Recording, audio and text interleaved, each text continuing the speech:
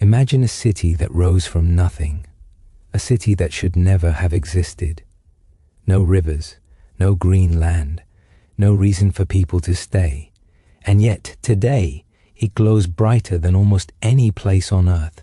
Las Vegas, a name that instantly brings images of neon lights, endless casinos, luxury hotels, secret deals, and fortunes won and lost overnight. But what if I told you that before the lights, before the casinos, before the mafia and mega resorts, Las Vegas was just a silent desert, haunted by ancient animals, forgotten tribes, and abandoned dreams?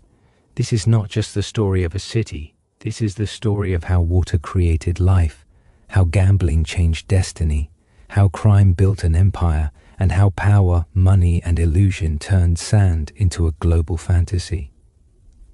Thousands of years ago, this land was underwater. Mammoths walked here. Ancient humans hunted here.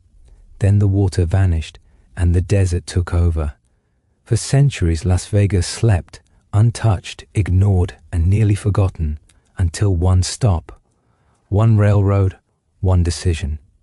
In 1905, a small railroad stop in the middle of nowhere quietly changed American history forever.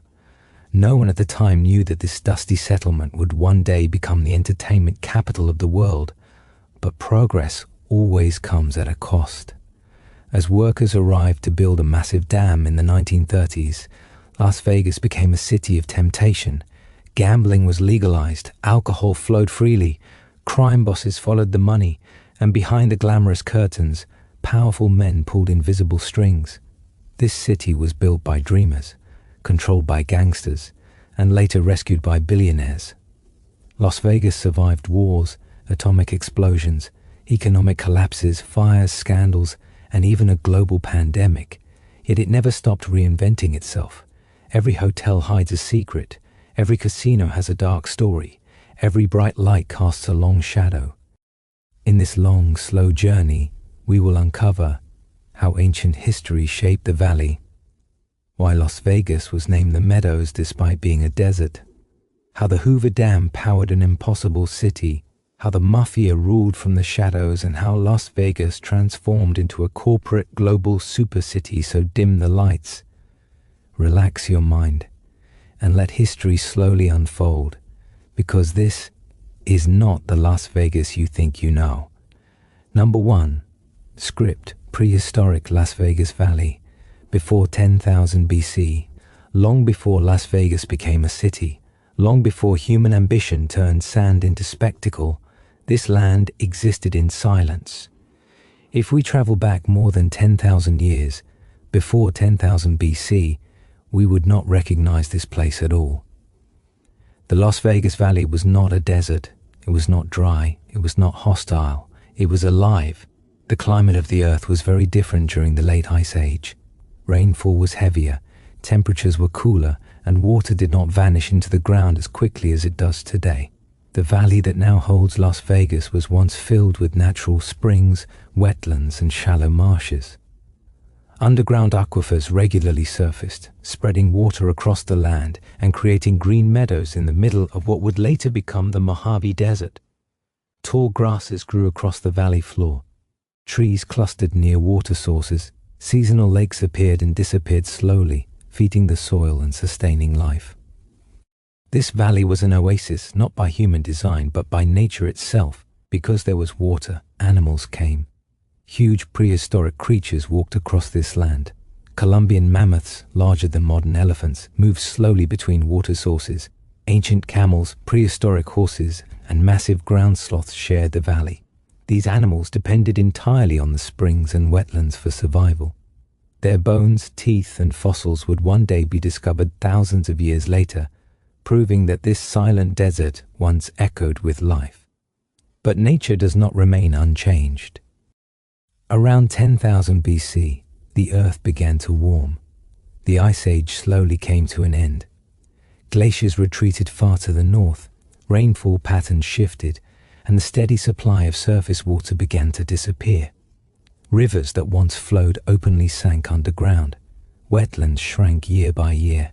Green land slowly turned into dry earth. This change did not happen suddenly. It took thousands of years. And because it happened slowly, life had time to adapt. Some animals migrated to wetter regions. Others could not survive and vanished forever. Plants that depended on constant water disappeared first, replaced by hardier desert vegetation.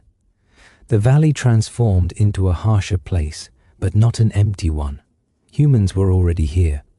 Archaeological evidence shows that humans lived in the Las Vegas Valley more than 10,000 years ago, possibly even earlier.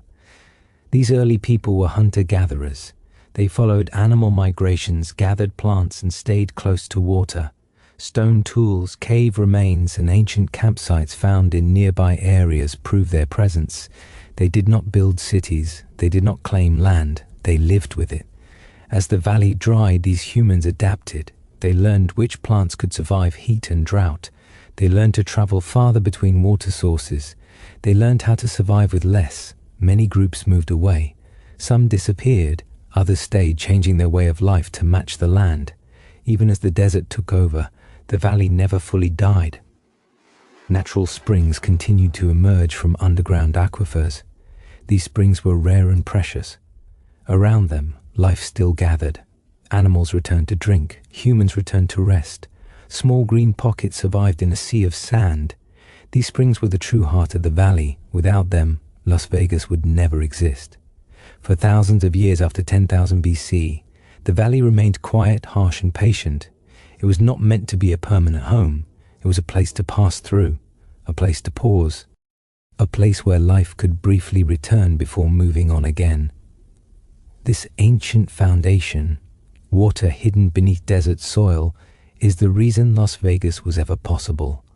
Long before railroads, long before gambling, long before neon lights, the valley was already preparing for a future no one could imagine.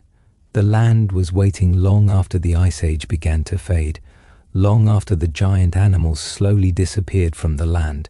The valley that would one day become Las Vegas settled into a new rhythm.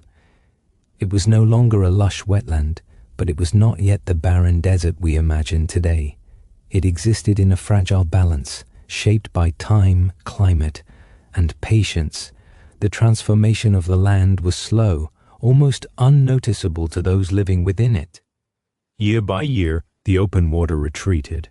What had once been visible rivers became hidden veins beneath the soil. The earth hardened, cracked, and adjusted. Life did not vanish all at once. Instead, it learned to survive quietly. Humans who remained in the valley understood something essential. Survival here depended entirely on memory. Knowing where water had appeared before meant knowing where it might appear again. Springs did not move randomly. They followed the rules of the land, rules passed down through generations by observation rather than writing. These early inhabitants memorized the land.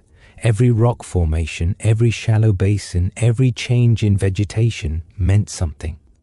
A slight shift in plant color could signal underground moisture. Animal movement could reveal hidden water sources. The valley spoke softly, and only those who listened survived. Over thousands of years, this knowledge became instinct. The valley itself became a teacher. The land was unforgiving to arrogance. Anyone who attempted to dominate it without understanding was quickly punished by heat, thirst, and exhaustion. But for those who respected its limits, the valley offered just enough to endure. This is why the area was never empty, yet never crowded. People passed through, but they did not conquer. They paused, but they did not settle permanently. They remembered, and then they moved on. Even as the desert expanded, water continued to rise in rare places. Springs emerged where pressure beneath the ground forced ancient water upward. These springs were surrounded by green growth, standing in sharp contrast to the dry land around them.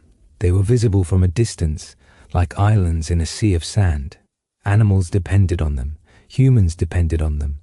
Entire migration paths were shaped around these life-giving points. Without knowing it, the valley was preparing its future role, because a place that offers rest in a hostile environment becomes powerful. As centuries passed, the prehistoric era slowly gave way to early recorded history elsewhere in the world. Civilizations rose in Mesopotamia, Egypt, and Asia.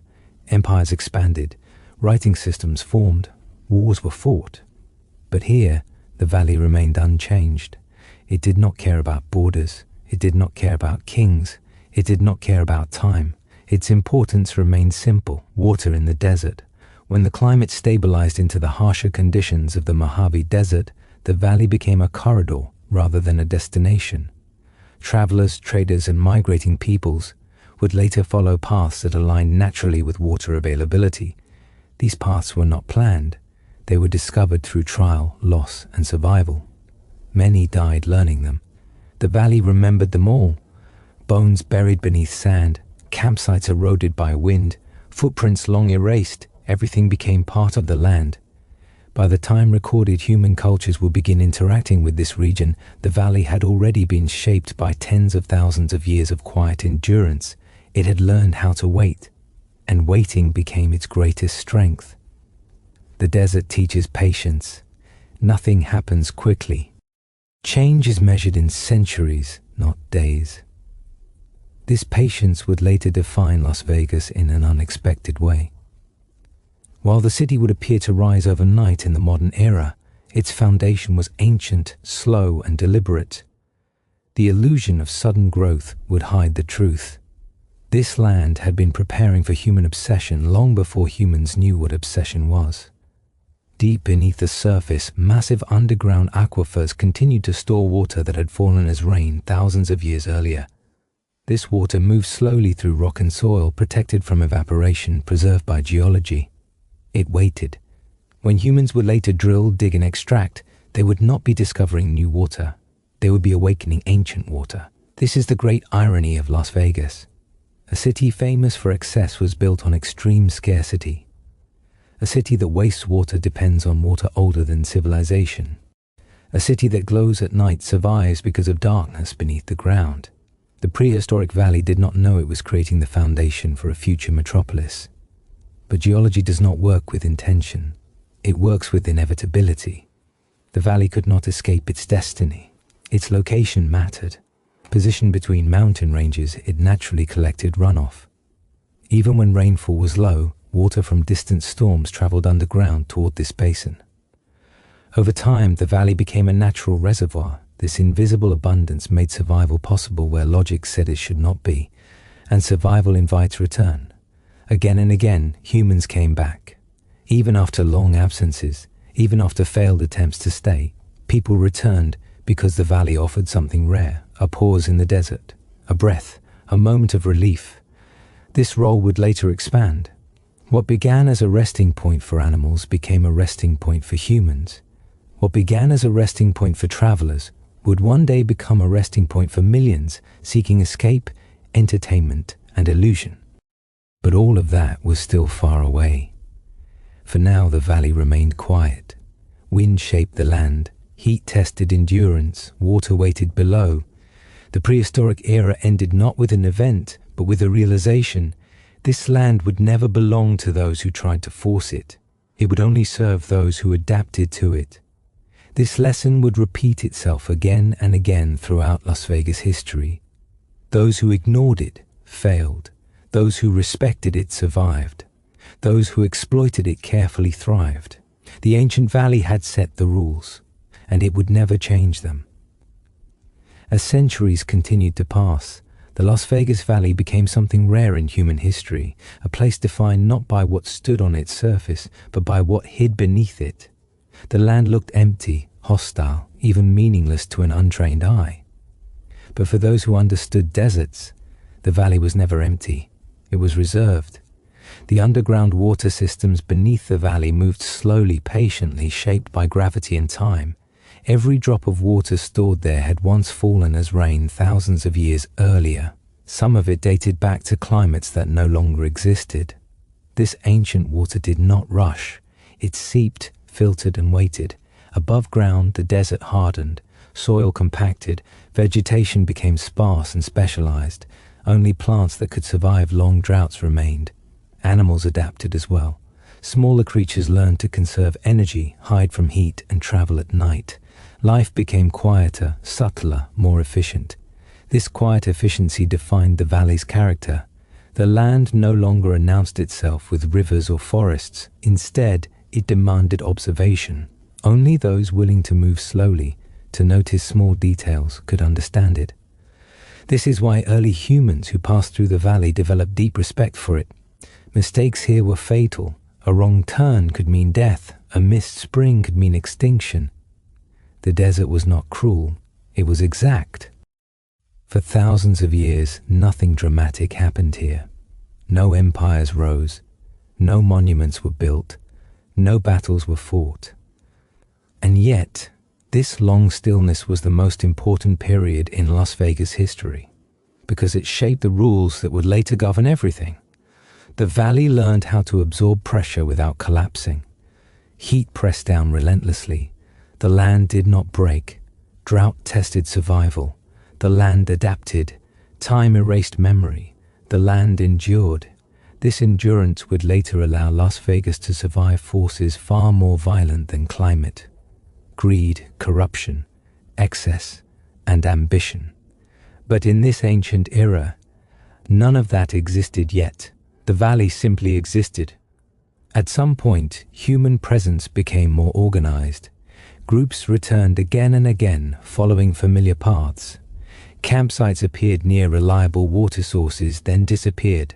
Fire pits left faint traces. Tools were abandoned and buried by sand. Everything faded quietly. This pattern of temporary occupation created a strange legacy. Las Vegas was never forgotten, but it was never claimed either. It existed in memory rather than ownership. This is why, when later cultures arrived, they did not discover a blank space. They discovered a known space.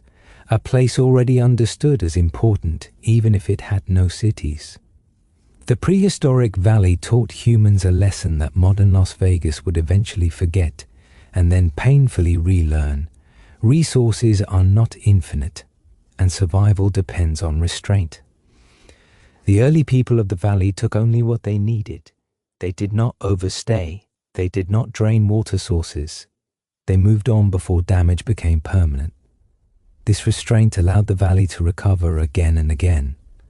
Centuries later, this same valley would be asked to support millions of people, endless hotels, and constant consumption. The fact that it could do so at all is a direct result of how gently it was treated in its earliest chapters.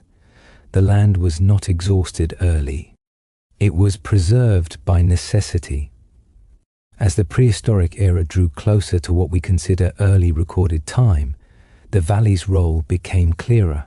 It was a connector, a pause between dangerous stretches of desert, a lifeline hidden in plain sight.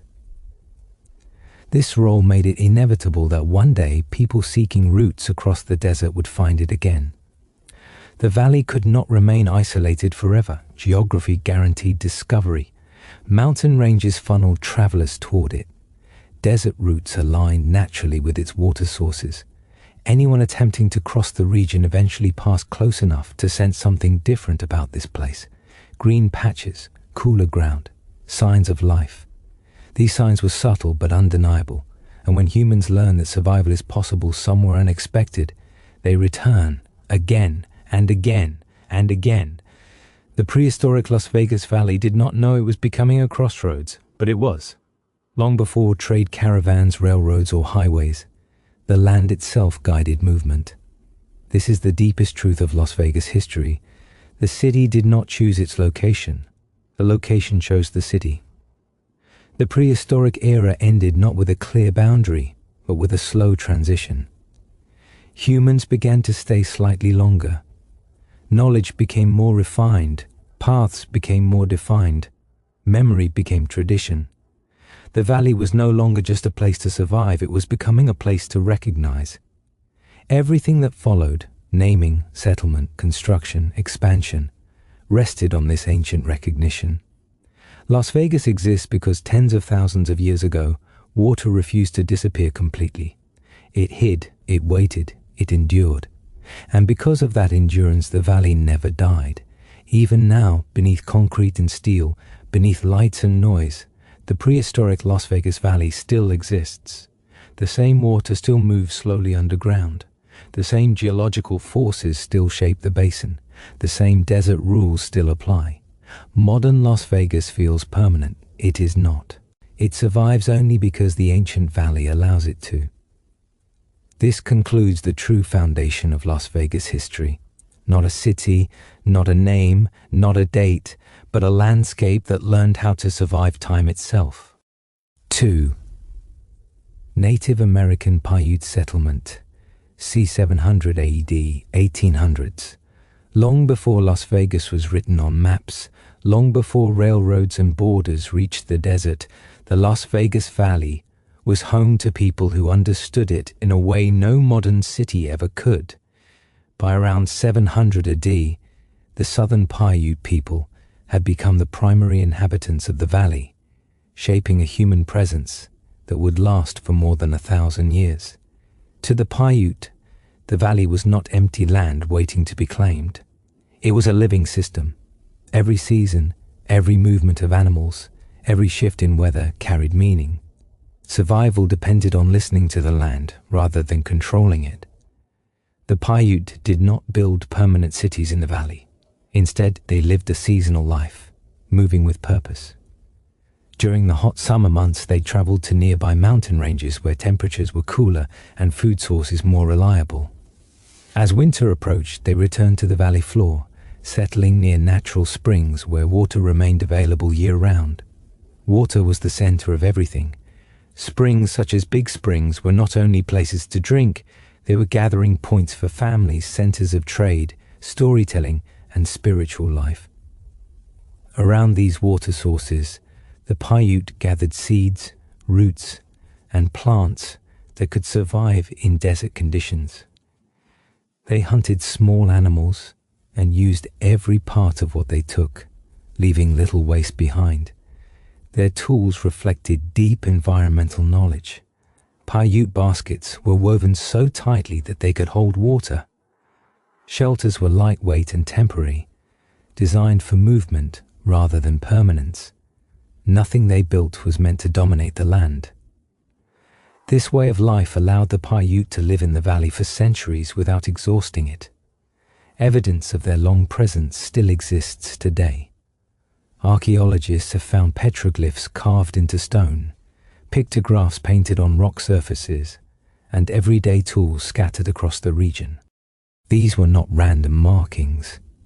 They recorded journeys, beliefs, and memory, proof that the valley was never abandoned, only quietly inhabited. For hundreds of years, the Paiute lived largely undisturbed. The harsh desert protected the valley from outside forces. There was no gold to attract miners, no farmland to invite settlers, and no major rivers to draw empires.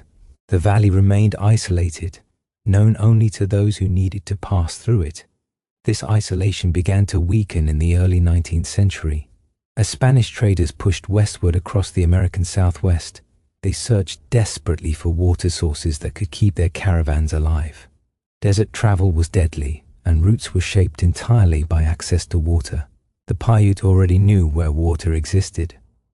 In 1829, a Spanish trading caravan led by Antonio Armijo passed near the valley while traveling toward California. One of the scouts, Rafael Rivera, discovered green land and flowing springs in the middle of the desert. To the Spanish explorers, this seemed extraordinary. They named the area Las Vegas, meaning the meadows. For the Paiute, nothing had changed. But for the outside world, everything had. Once the valley was named, it entered written history. The old Spanish trail began passing through the area more frequently, turning the valley into a regular stop for traders and travelers. Each visit placed new pressure on the springs and resources the Paiute depended on. Gradually, balance began to shift. More outsiders arrived. More animals drank from the same water sources. More strain was placed on the land. The Paiute did not resist at first. Their culture was built on adaptation, not confrontation. But their understanding of land ownership, shared, seasonal, and spiritual, would soon clash with foreign ideas of property and control. As the 1800s progressed, treaties, relocations, and population decline followed. Diseases introduced by outsiders reduced Paiute numbers. Access to traditional lands was restricted. Control of water sources slowly passed into non-native hands. By the time permanent settlers began arriving later in the 19th century, the Paiute way of life in the Las Vegas Valley had already been weakened. Yet their legacy remained. They were the first to prove that life in the valley was possible. They were the first to map its water. They were the first to understand its limits. Every chapter that followed, explorers, railroads, cities, casinos, was built on knowledge the Paiute had held for centuries. Las Vegas did not begin with neon lights. It began with people who knew how to live quietly in the desert. As time moved forward, the southern Paiute presence in the Las Vegas Valley became deeply rooted, not through buildings or monuments, but through knowledge passed quietly from one generation to the next. This knowledge was not written, it was lived. Children learned by watching elders read the land, how to sense changes in wind, how to recognize plants that signaled underground moisture, how to predict weather by subtle shifts in the sky. Survival was education, and education was constant. The Paiute worldview did not separate people from nature. Humans were not masters of the land, they were part of it. This belief shaped every decision they made. When resources grew scarce, they moved. When plants needed time to recover, they waited. When water levels dropped, they adjusted their routes. Nothing was taken without consideration for the future. This approach allowed the valley to remain usable year after year. Springs were never fully drained. Hunting grounds were rotated. Gathering areas were respected. The Paiute understood that the desert kept its own balance, and interfering too aggressively would bring consequences. Seasonal movement was central to this balance. Summer heat in the valley could be extreme, so groups traveled to higher elevations where pine nuts, game, and cooler air were available. These mountain areas were not random choices. They were known destinations tied to specific seasons. When winter approached, the Paiute returned to the valley floor, where temperatures were milder and water more reliable. This cycle repeated for centuries. The valley became a familiar winter home, a place of reunion and shared memory. Stories were told, traditions were reinforced, knowledge was refined. The land itself became part of Paiute identity. But while the Paiute way of life was stable, it was also vulnerable because it depended on access to water, to movement, to land that was not fenced or claimed. When European influence slowly began pressing into the American Southwest, it brought ideas that conflicted directly with Paiute values. Land was no longer something to share temporarily, it became something to own permanently. Water was no longer sacred, it became a resource to control. The earliest encounters between the Paiute and outsiders were limited. Traders passed through quickly, explorers recorded what they saw and moved on. For a time, the valley absorbed this pressure without collapsing. But naming the valley in 1829 marked a turning point. Once Las Vegas entered maps and written records, it was no longer invisible. Trails became routes, routes became interests, interests became claims. The old Spanish Trail increased traffic through the valley. Caravans brought livestock that drank from springs. Travelers rested longer. Camps stayed overnight. Each visit seemed small, but collectively they altered the delicate balance the Paiute had maintained for generations. Diseases followed these encounters, illnesses the Paiute had no immunity against. Population numbers declined quietly, without battles or declarations. Loss came through invisibility rather than violence. By the mid-1800s, American expansion accelerated across the region. Military expeditions, settlers, and missionaries followed established paths that often aligned with Paiute knowledge of water and terrain. What had once been survival knowledge was now being used to support colonization. Treaties were negotiated, often under pressure, and rarely honored fully. Paiute access to traditional lands became restricted. Water sources that had sustained communities for centuries were diverted, fenced, or claimed. Seasonal movement became difficult, then impossible. The Paiute did not disappear, but their presence was pushed to the margins. By the late 1800s, when permanent non-native settlement began taking hold in the valley, The Paiute were no longer in control of their environment. The land they had protected was now being reshaped by others.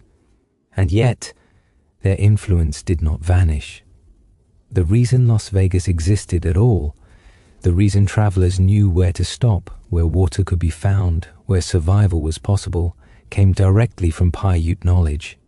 Outsiders did not discover the valley by chance. They followed paths that already existed, guided by centuries of indigenous understanding. Modern Las Vegas rarely acknowledges this foundation, but beneath roads, beneath buildings, beneath concrete and light, the same springs still exist. The same geological limits still apply.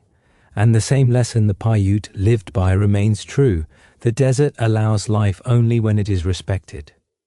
As the 19th century moved closer, the southern Paiute people found themselves standing at the edge of a world that was changing faster than anything they had experienced before. For centuries, time in the Las Vegas Valley had moved slowly. Seasons repeated, paths remained familiar. The land followed patterns that could be predicted and respected. But now, change no longer followed the rhythm of nature. It followed the rhythm of expansion. The Paiute did not measure time in years or decades the way outsiders did. Their history was carried through memory, stories, and lived experience. Because of this, the sudden arrival of foreign systems, maps, laws, borders, ownership, felt unnatural. These systems ignored the most important rule the Paiute had always lived by: the land cannot be owned, only shared. As more travelers passed through the valley after 1829, the Paiute began to notice subtle but dangerous shifts. Springs that once flowed freely were being used more heavily. Grazing animals trampled delicate vegetation. Camps lasted longer. Some outsiders returned repeatedly, no longer treating the valley as a temporary stop, but as a place of opportunity. This was not invasion in a dramatic sense. There were no immediate battles, no single moment of collapse. Instead, there was erosion, slow, quiet, and relentless. The Paiute way of life depended on access to water, access to movement, access to seasonal land. When even one of these was disrupted, the entire system weakened. As outsiders claimed land and redirected water, traditional migration patterns became harder to follow. Places that had been used safely for generations were suddenly unavailable. At the same time, disease continued to take its toll.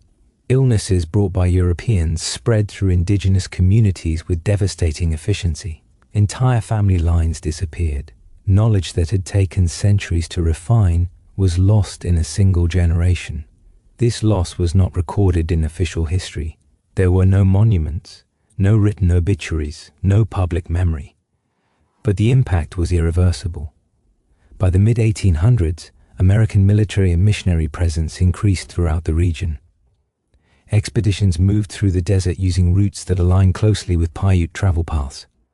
These paths existed because they worked. They led to water. They avoided danger. They followed logic shaped by survival. The irony was cruel. The very knowledge that had allowed the Paiute to live sustainably in the valley was now being used to remove them from it. In 1855, when Mormon missionaries arrived and attempted to establish a permanent presence in the valley, they did not choose the location randomly. They settled near water. They used irrigation techniques similar in principle to what indigenous people had already understood. The land itself guided them. Although this first settlement attempt failed and was abandoned by 1857, it signaled something important. The valley was no longer ignored. It was being tested. For the Paiute, this marked the beginning of the end of true autonomy in the Las Vegas Valley. Even when settlers left, they left behind a new idea that the land could be reshaped, controlled, and owned. By the time permanent non-native control took hold later in the 19th century, the Paiute population in the area had already declined significantly. Treaties were imposed that promised protection and supplies but often delivered neither. Relocation followed. Traditional lands were reduced. Access to water was restricted. Yet the Paiute did not vanish. They adapted again. Some remained near the valley, finding ways to survive within the new systems imposed on them. Others moved to reservations or nearby regions. Their culture endured through language, tradition, and memory, even as physical control of the land slipped away. The modern city of Las Vegas grew on top of this layered history, rarely acknowledging it. Casinos rose where seasonal camps once stood. Roads cut across ancient paths. Water systems tapped into aquifers the Paiute had relied on for generations. The contrast is stark. A people who lived by restraint were replaced by a city defined by excess. A culture built on balance was overshadowed by spectacle. A land once protected by silence became famous for noise. And yet, the Paiute legacy remains embedded in the valley itself. The reason Las Vegas could ever exist is because the Paiute proved it was possible to survive here. They mapped the water without writing it down. They learned the land without conquering it. They showed that life in the desert was not impossible, only conditional. Every chapter that followed depended on that truth. Railroads followed water, settlements followed survival routes, cities followed ancient knowledge. The Paiute chapter of Las Vegas history is not a footnote, it is the bridge between prehistoric survival and modern civilization. Without it, the valley would have remained just another stretch of desert passed by and forgotten. Instead, it became remembered, and remembrance, once it begins, cannot be undone. 3. Naming of Las Vegas. By Spanish explorers, 1829. By the early 19th century, the Las Vegas Valley was no longer just a quiet passage known only to indigenous peoples and the land itself. The outside world was moving closer, pushed forward by trade, ambition, and desperation. Deserts were no longer barriers to be avoided at all costs. They were obstacles to be crossed. And to cross a desert, one thing mattered above all else: water. In the late 1820s, Spanish trade between New Mexico and California was expanding. Merchants were searching for faster, more reliable routes to move goods, animals, and people across vast and dangerous landscapes. Existing paths were long and deadly. Many travelers never reached their destination. Entire caravans were lost to thirst and exhaustion. In 1829, a trading expedition led by Spanish merchant Antonio Armijo set out to establish a new commercial route from Santa Fe to Los Angeles. This journey would later become known as part of the Old Spanish Trail. The caravan consisted of around 60 men, traveling with animals and supplies, cutting across some of the harshest terrain in the American Southwest. As with all desert travel, the greatest risk was running out of water. To reduce that risk, scouts were sent ahead of the main group to search for reliable water sources. One of these scouts was Rafael Rivera. His task was simple but critical: find water, or the journey could end in disaster. When Rivera entered the valley in 1829, he encountered something unexpected. Instead of endless dry land, he found green patches of grass, flowing springs, and visible signs of underground water reaching the surface. In the middle of the desert, the land appeared alive. To men who had spent weeks crossing arid terrain, this sight felt almost unreal. The valley stood out immediately. Rivera reported his discovery to Armijo, and the caravan diverted toward the area to rest and resupply. Animals drank, men recovered their strength. The valley did what it had always done. It allowed survival. The Spanish explorers named the area Las Vegas, a Spanish phrase meaning the meadows. The name was not symbolic or poetic, it was descriptive. Compared to the surrounding desert, the valley truly did look like a series of meadows fed by natural springs. This moment marked a quiet but irreversible turning point. For thousands of years, the valley had existed without a written name recognized by the outside world. Indigenous peoples knew it through memory and experience, not ink and maps. But once the Spanish named it, the valley entered recorded history.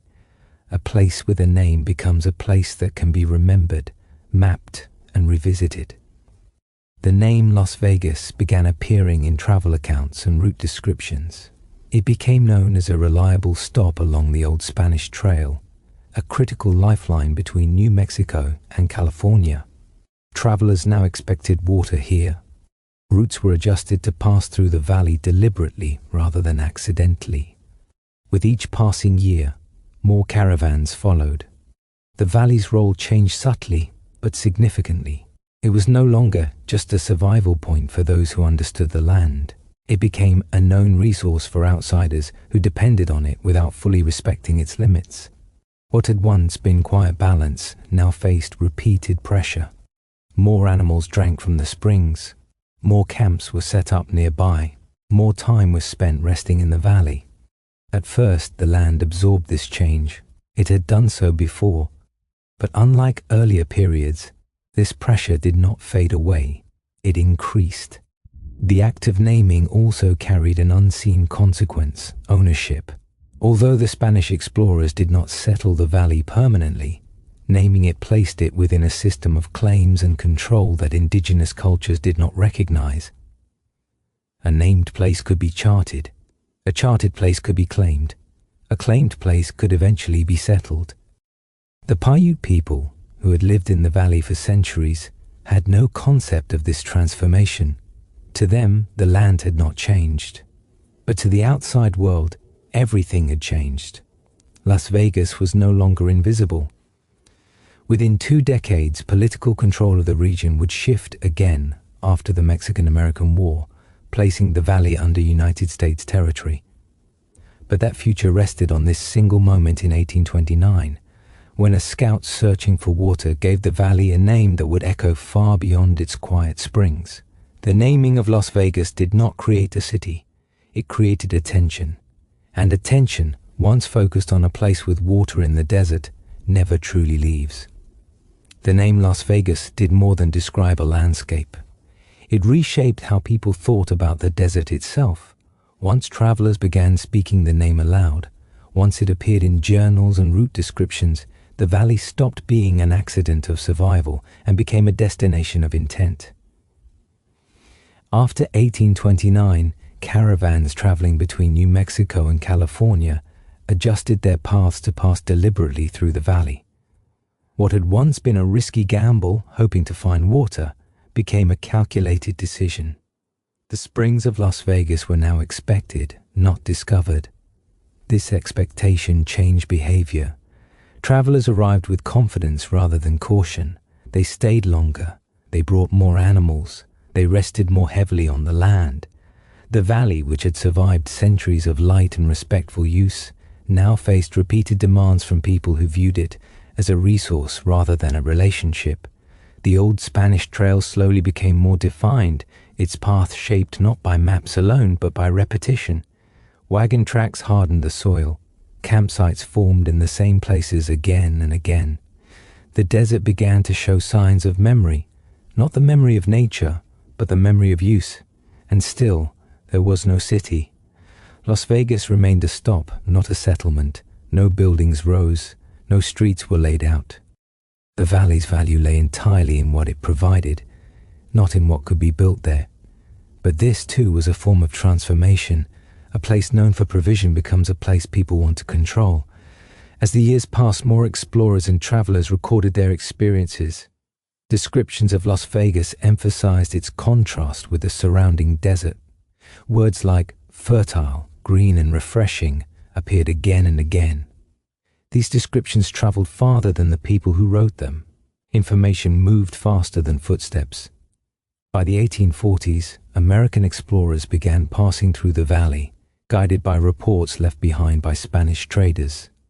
Among them was John C. Fremont, who entered the valley in 1844 while it was still part of Mexico. Like those before him, he recognized the valley's importance as a resupply point. His observations reinforced the idea that Las Vegas was not just useful, it was strategically valuable. When the Mexican-American War ended in 1848 and the region became part of the United States, Las Vegas did not suddenly change on the surface. The springs still flowed, the land still waited. But politically, the valley had crossed an invisible line. A named place within a new nation becomes something else entirely. Under American control, Las Vegas was no longer just a stop on a trade route. It became a point of interest for expansion, defense, and settlement. Maps were redrawn, surveys were conducted. The valley was measured, recorded, and categorized. Yet even then, it resisted permanence. The desert discouraged immediate settlement. The heat, isolation, and lack of obvious profit kept most people moving onward. Las Vegas remained what it had always been, a place between places, but the name ensured it would never be forgotten. Naming gave Las Vegas continuity in written history. Each time a traveler passed through, they were not discovering something new, they were confirming something known.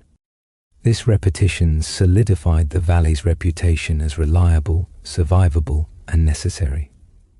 The irony is that the name Las Vegas captured only a moment in time. By the mid-19th century, the meadows were already shrinking, springs flowed less openly, green patches faded under increased use. But names do not change as landscapes do. The name stayed, and with it stayed the idea that this place could support life, movement, and eventually something more. The Spanish explorers did not build Las Vegas. They did not imagine casinos, hotels, or cities of light. But by naming the valley in 1829, they set the first permanent marker in its modern history. From that point forward, every major event, missions, forts, railroads, cities, would reference the same name. Las Vegas became a fixed point in the human story of the desert. The valley had crossed from anonymity into inevitability. It would take decades more before anyone tried to settle permanently. But the most important step had already been taken. The land had been identified, recorded, and remembered. And in the desert, memory is destiny. By the time the mid-19th century approached, the name Las Vegas had quietly settled into the language of exploration and movement. It was spoken by traders, written in journals, and remembered by travelers who had survived the desert because of it. The valley itself had not changed much, but the way humans related to it had transformed completely. A named place gains gravity. Travelers no longer wondered if water might exist here. They planned around it. Routes were adjusted with confidence. Supply calculations assumed Las Vegas would provide relief. This assumption created dependency, and dependency always leads to pressure. The springs that once served small groups intermittently were now used repeatedly. Camps formed in familiar locations. Livestock grazed where wild animals once drank alone. The valley absorbed this activity without protest, but not without consequence. The meadows slowly thinned. What made this period unique was that the change felt invisible. There was no sudden collapse, no dramatic failure of the land. Instead, there was gradual reduction. Springs flowed more weakly, vegetation took longer to recover. The valley still functioned, but its margins narrowed. Yet because the name remained, the reputation did too. Las Vegas continued to be described as fertile long after it truly was. This disconnect between name and reality would later become a defining feature of the city itself, a place whose image often outpaced its limits. As American influence increased after 1848, the name Las Vegas took on additional meaning. It became part of official surveys and government reports. Explorers sent by the United States did not view the valley with curiosity alone, they viewed it strategically. A reliable water source in the desert had military, economic, and logistical value. In 1844, when John C. Fremont camped near the springs, he did not see a future city, but he did see opportunity. His writings reinforced the valley's importance as a waypoint. These reports circulated among military planners and policymakers, ensuring that Las Vegas would remain on the map of expansion. Still, settlement did not immediately follow. The desert resisted permanence. Heat discouraged families. Isolation discouraged commerce. Without a clear economic incentive, most people moved on. Las Vegas stayed suspended in its old role, essential but temporary. This suspension is what makes the naming of Las Vegas so powerful in hindsight.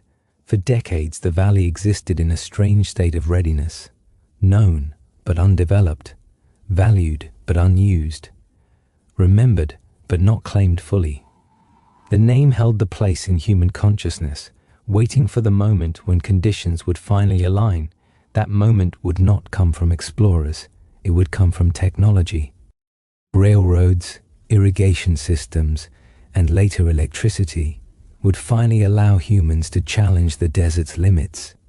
But none of those developments would have happened here if the valley had not already been marked, named, and remembered. The Spanish explorers unknowingly performed the quietest yet most permanent act in Las Vegas history. They did not build walls or structures. They did not plant flags or declare ownership. They simply gave the valley a name that survived every political change that followed. Spanish control ended. Mexican control ended. American control began. The name Las Vegas remained. It carried the valley forward through time, linking prehistoric survival, indigenous knowledge, and modern ambition into a single thread. Every map printed afterward inherited that decision made in 1829. By the end of this chapter, Las Vegas had not yet become a town, a city, or even a settlement, but it had become inevitable, a place with water in the desert, known by name, recorded by explorers, and remembered by travelers cannot remain empty forever. The land had been introduced to the world. Soon the world would arrive in force, and we will move forward with the next heading exactly as planned. Mormon Fort and Early American Presence. By the middle of the 19th century, the Las Vegas Valley had crossed a quiet threshold. It was no longer just a named place on a trader's route. It had become a possibility. For Americans moving westward, possibilities mattered more than comfort. The desert did not need to be welcoming, it only needed to be survivable. In 1855, that possibility was tested for the first time. A group of Mormon missionaries traveled south from Utah into the Las Vegas Valley with a specific goal. They were not explorers passing through, and they were not traders looking to rest. They came to stay. Their mission was to establish a permanent outpost that could serve as a way station between Utah and California and, if possible, become a self-sustaining settlement. They chose their location carefully. As others had before them, they settled near water. Close to natural springs and a small creek, the missionaries began building what would become the first permanent American structure in the valley. Using adobe bricks made from local soil, they constructed a square fort roughly 150 feet on each side. Thick walls were meant to provide protection from both the environment and potential conflict. For the first time in its long history, the valley had walls. Inside the fort, the missionaries attempted to impose order on a land that had always resisted it. They planted crops. They dug irrigation channels to divert water from the creek into their fields. They introduced a rhythm based on schedules and permanence rather than seasons and movement. At first, there was hope. Water flowed into the irrigation ditches. Crops showed signs of growth. The fort stood solid against wind and heat. For a brief moment, it seemed possible that Las Vegas might become an agricultural settlement rather than just a stopping point. But the desert had not changed its rules. Summer heat proved relentless. Temperatures climbed to levels unfamiliar and exhausting to the settlers. Soil that looked workable on the surface resisted cultivation. Crops struggled. Water supply fluctuated unpredictably.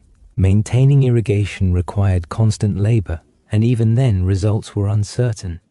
Beyond environmental challenges, social tension grew within the small community. Isolation amplified disagreements. Supplies from Utah were limited and slow to arrive. The valley offered no nearby support, no neighboring towns, no fallback options. The missionaries had underestimated the cost of permanence. By 1857, only 2 years after their arrival, the experiment collapsed. Facing harsh conditions, internal conflict, and diminishing prospects, the missionaries abandoned the fort and returned to Utah. The valley reclaimed its silence. But something important remained. The fort did not disappear.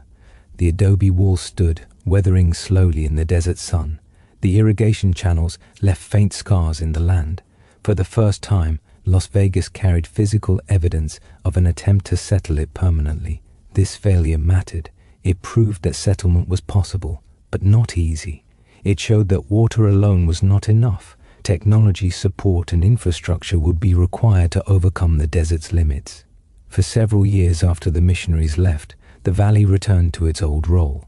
Travelers passed through, traders rested, but no one attempted to rebuild the settlement immediately. The fort remained empty, a quiet reminder that ambition without preparation could not survive here. During the American Civil War, the valley briefly re-entered national attention. In 1864, the U.S. Army reoccupied the abandoned fort, renaming it Fort Baker. The move was largely strategic and symbolic, intended to assert control and confuse Confederate sympathizers in the region. No long-term military presence followed, and after the war ended in 1865, the fort was again vacated. Still, the pattern had changed. The valley had been occupied, abandoned, and reoccupied. Each event added weight to its history.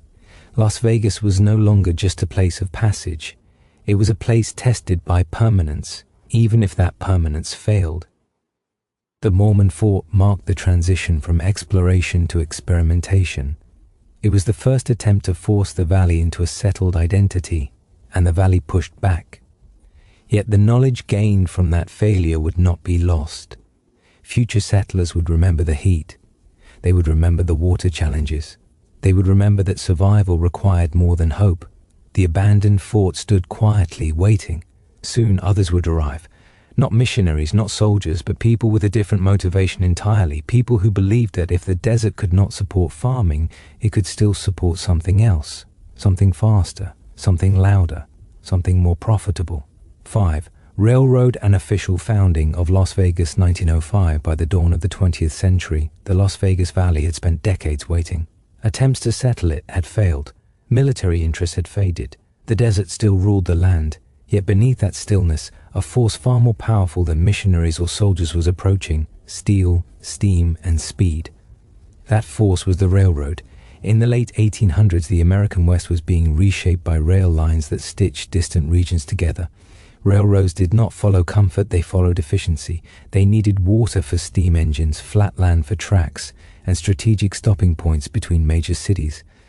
The Las Vegas Valley, long known for its springs and open basins, suddenly made sense in a new way. In 1902, land in the valley was purchased by interests connected to the San Pedro, Los Angeles, and Salt Lake Railroad. The plan was ambitious: build a rail line that would connect Los Angeles with Salt Lake City, linking Southern California to the interior West. Las Vegas was chosen not because it was thriving, but because it was necessary. Water again decided destiny. As construction moved forward, the railroad company prepared the valley for something it had never experienced before: intentional urban creation. This was not a gradual settlement. It was a designed birth. On May 15, 1905, the railroad held a public land auction. 110 acres of land located near the tracks were divided into lots and sold to buyers eager to profit from the railroad's arrival. Tents appeared.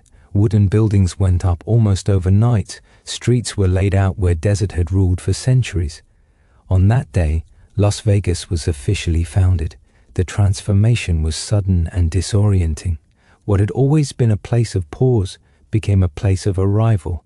Workers, merchants, and opportunists flooded in. The sound of wind was replaced by hammers. Silence gave way to motion. The desert did not disappear, but it was challenged directly for the first time. The railroad stop changed everything. Trains brought people who had no intention of moving on. Supplies arrived regularly. Goods could be shipped out. Information traveled faster. Las Vegas was no longer isolated. It was connected. Within a short time, the settlement became more than a stop. Businesses opened to serve railroad workers and travelers. Saloons appeared. Boarding houses filled. The economy was small but active, driven by movement rather than agriculture. The valley's identity shifted. Las Vegas was no longer defined by what it could grow. It was defined by what it could connect. In 1909, the surrounding area was officially organized as Clark County, named after Senator William Andrews Clark, a key figure behind the railroad. 2 years later, in 1911, Las Vegas was incorporated as a city. The transformation from desert stop to legal municipality was complete. Yet even at birth, Las Vegas was different from other towns. It had no river, it had no farmland base. It had no long-standing community traditions. Its foundation was purely functional. This made the city flexible and dangerous, because a city built for movement adapts quickly to opportunity, but it also lacks restraint. Las Vegas did not inherit centuries of rules or customs.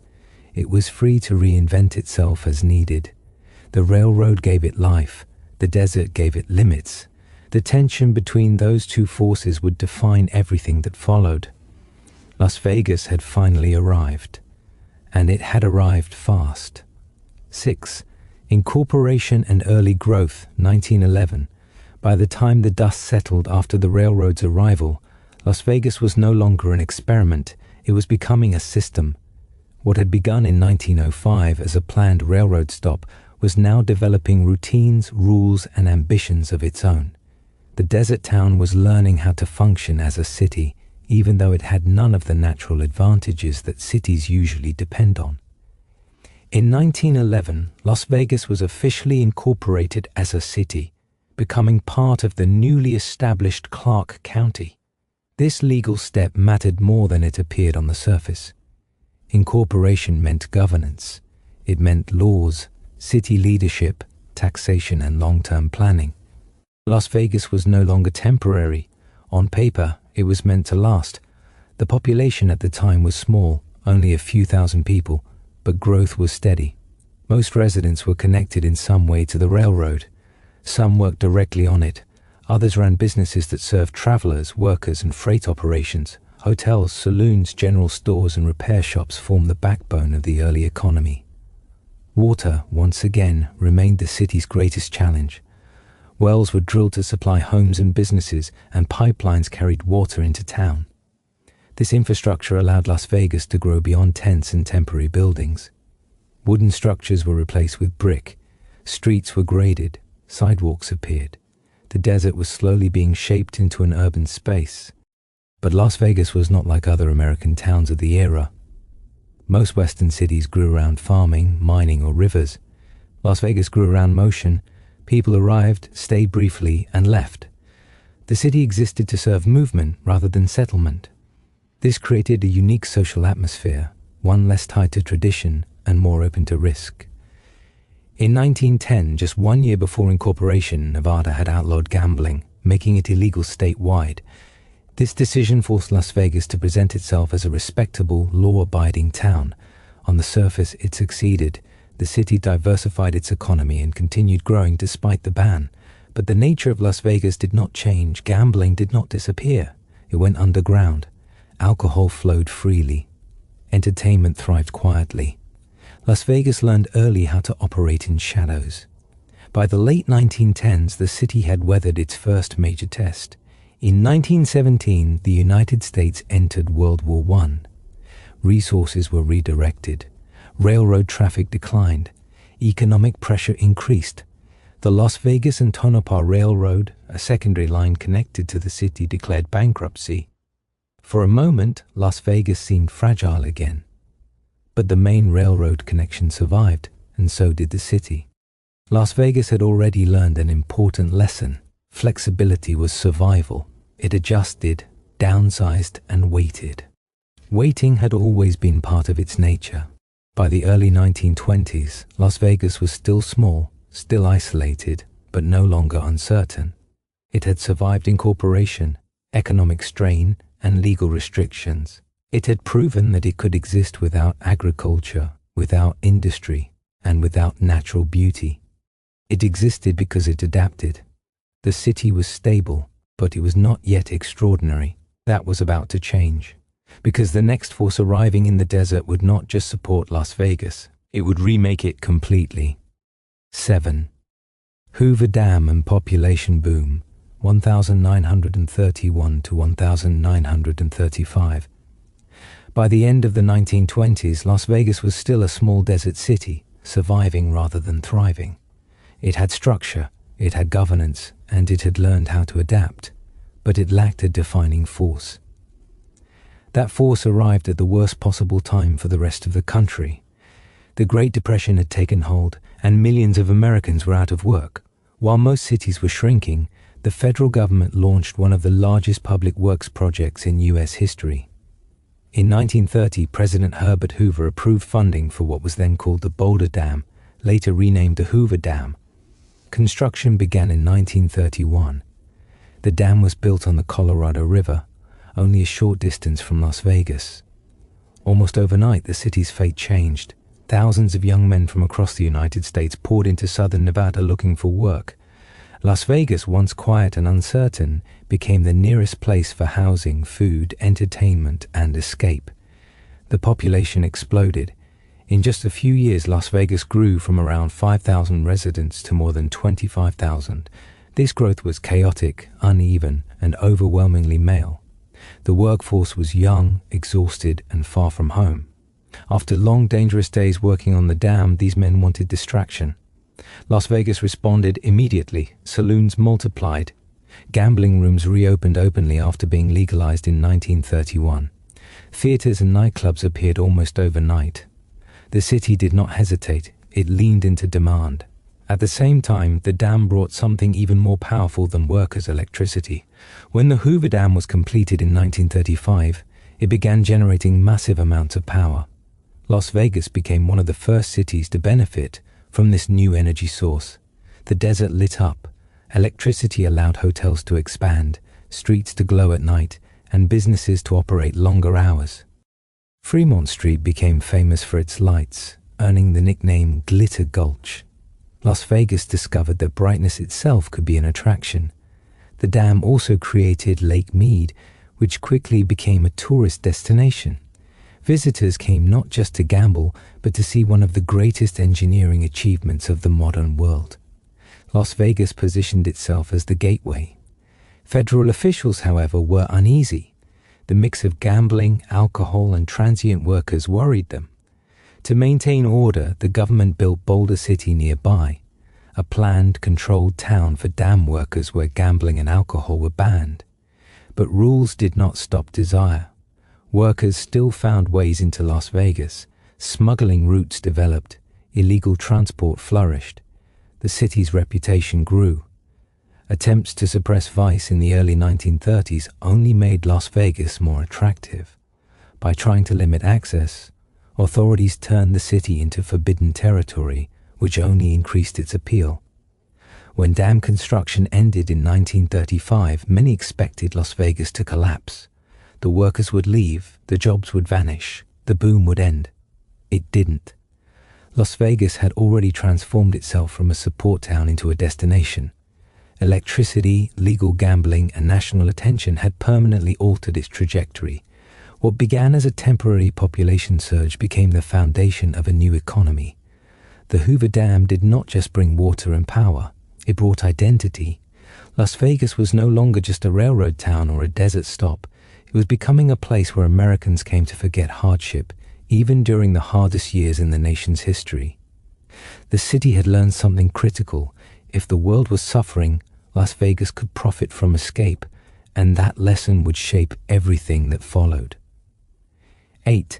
Legalization of gambling and casino rise, 1931. The year 1931 marked a quiet but permanent turning point in the history of Las Vegas. While the rest of the United States struggled through the Great Depression, the state of Nevada made a decision that would redefine its future. Gambling, which had been outlawed since 1910, was legalized once again. This decision was not driven by vision or ambition. It was driven by desperation. Nevada's economy was collapsing. Mining had declined, jobs were disappearing. The state needed revenue, and it needed it quickly. Legalizing gambling was seen as a practical solution, a way to generate taxes, attract visitors, and keep money moving during a time when most Americans had very little to spend. For Las Vegas, this was not a new idea. Gambling had never truly disappeared from the city. Even during the ban, it had continued quietly behind closed doors. Card rooms, betting parlors, and informal casinos operated discreetly, tolerated as long as they did not cause trouble. What legalization did was remove the shadows. Almost overnight, gambling became public. Casinos opened openly along Fremont Street. The Northern Club received one of the first official gambling licenses in 1931, followed quickly by others. Simple rooms with card tables and slot machines transformed into organized gambling halls. Bright signs replaced secrecy. Rules replaced whispers. Las Vegas embraced the change without hesitation. The city had already learned how to respond to demand during the Hoover Dam construction boom. Now it refined that response. Gambling was no longer just entertainment, it was infrastructure. It became the engine of the local economy.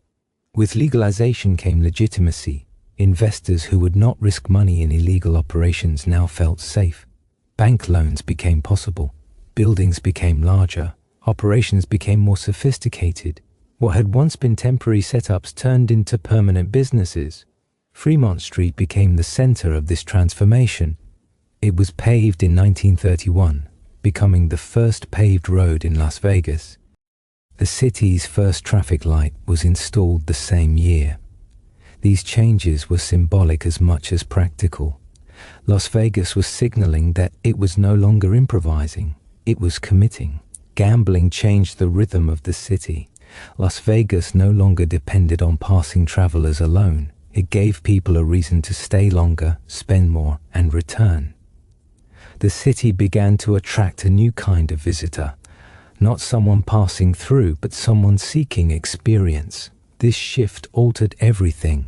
Entertainment expanded to support gambling. Shows, music, and alcohol became tightly linked to casinos. The idea of Las Vegas as a place of escape began to take shape. Visitors could forget rules that governed the rest of the country, especially during Prohibition, when alcohol was still illegal nationwide. Las Vegas offered freedom, and freedom attracted attention. With attention came people who understood money and risk better than most.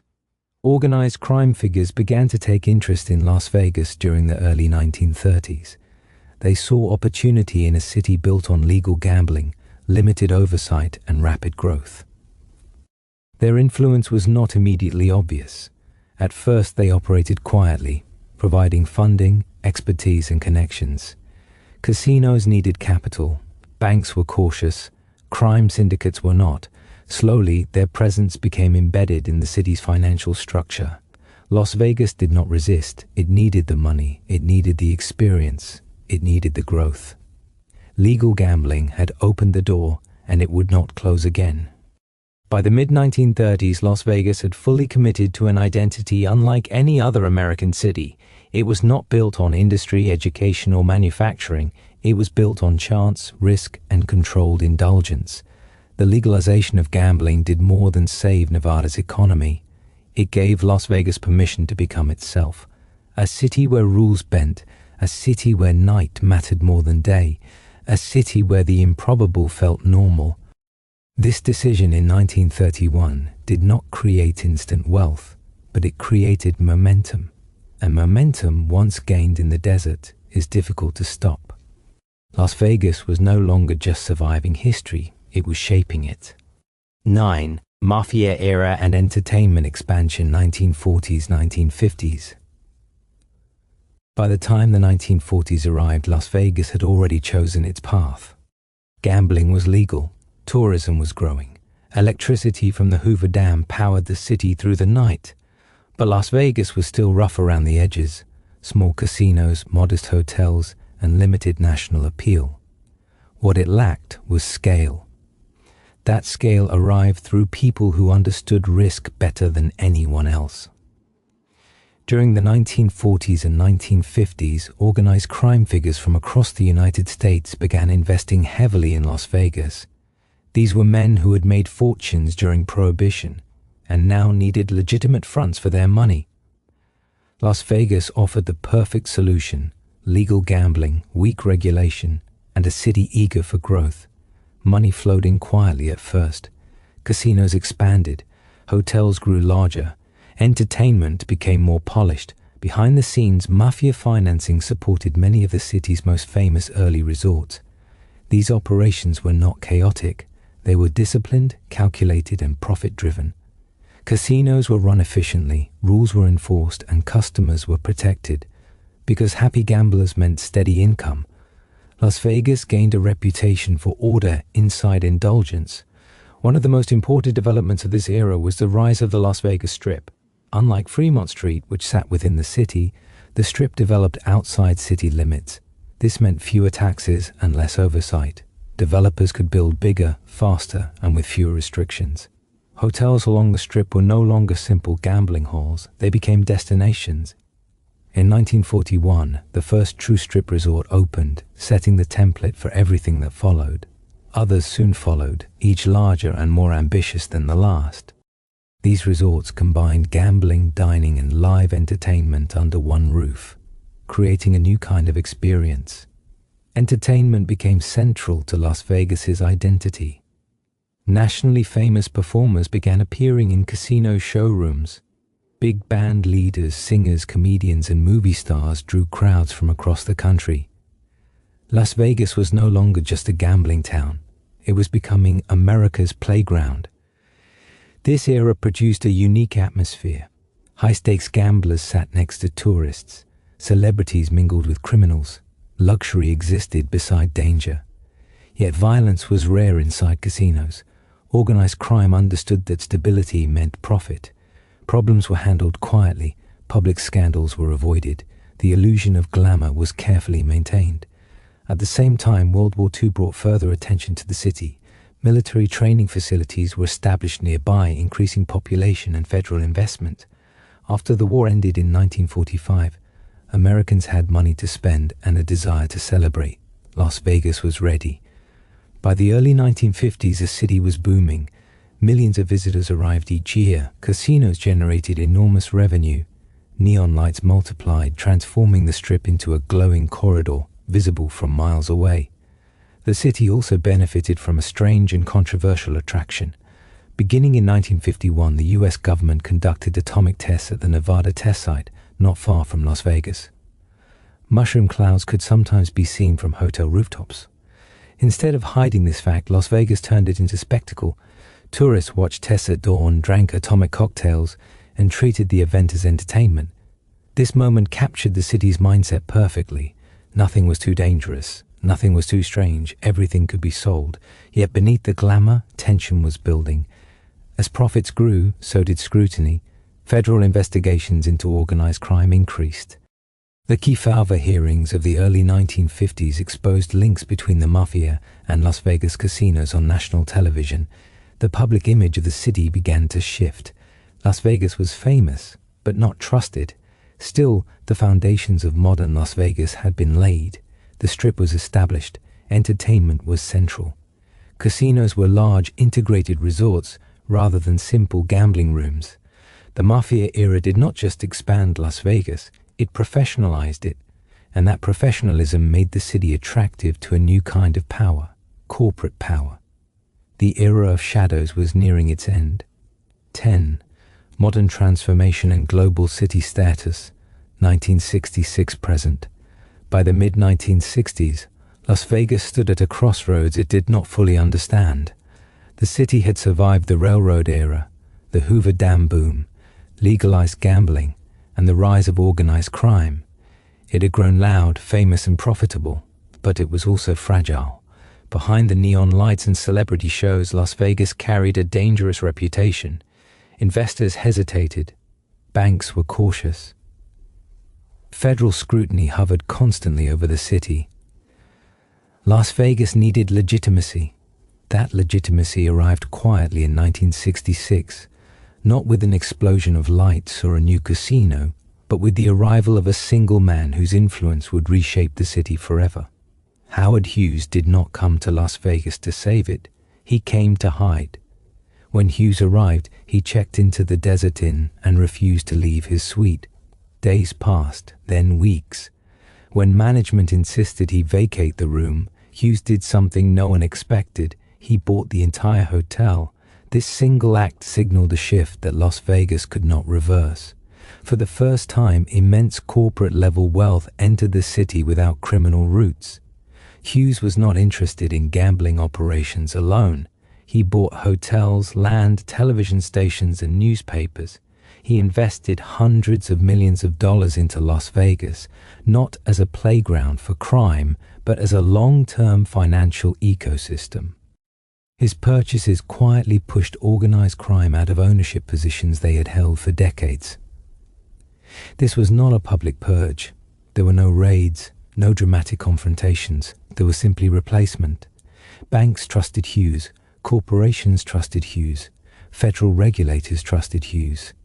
And because of that trust, Las Vegas began its transformation from a mob-associated gambling town into a city that could be openly financed, insured, and expanded. The shift was subtle but irreversible. As Hughes expanded his holdings, others followed. Corporate investors who had once avoided Las Vegas now saw opportunity. Laws were adjusted, regulations were rewritten. Nevada passed the Corporate Gaming Act in 1967, allowing publicly traded corporations to own casinos, something that had been impossible before. This single legal change changed everything. Casinos were no longer family or mob-run operations. They became corporate assets. Shareholders replaced silent partners. Boardrooms replaced backrooms. Las Vegas entered a new era where money moved through paperwork instead of whispers. At the same time, the city began reshaping its image. The old Las Vegas was dangerous, exclusive, and male-dominated. The new Las Vegas aimed to be cleaner, larger, and more acceptable to middle-class America. Hotels expanded, marketing changed. Families were no longer discouraged. They were invited. The Strip grew taller. Resorts became self-contained worlds, places where visitors could sleep, gamble, eat, watch shows, shop, and never leave the property. This design maximized spending and minimized risk. It also redefined tourism itself. Las Vegas was no longer a stop, it was the destination. By the 1970s, the city was growing rapidly. Population surged, suburbs expanded into the desert, air travel increased, making Las Vegas accessible nationwide. Karen International Airport became one of the busiest airports in the country, yet growth brought danger. In 1980, tragedy struck when a massive fire tore through a major hotel, killing dozens of people.